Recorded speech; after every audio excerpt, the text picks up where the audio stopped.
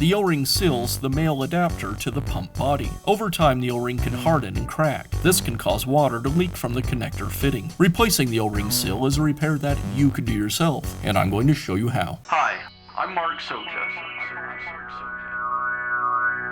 Do-it-yourself repairs like these are easier than you might think. From lawn machines to cordless drills, kitchen mixers, Outdoor grills. our how-to videos walk you through each repair from start to finish. So doing it yourself means never having to do it alone. Let's get started. I'll begin by removing the inlet filter from the hose connector.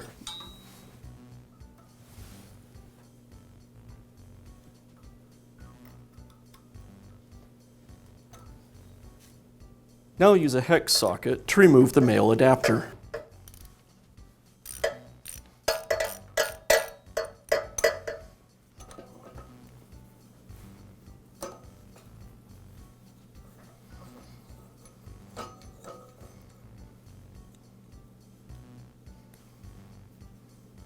I'll remove the O-ring from the male adapter.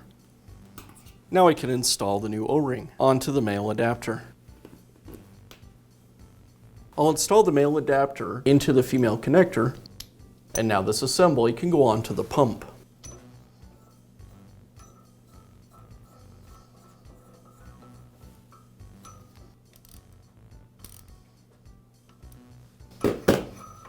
And I'll finish up by reinstalling the inlet filter.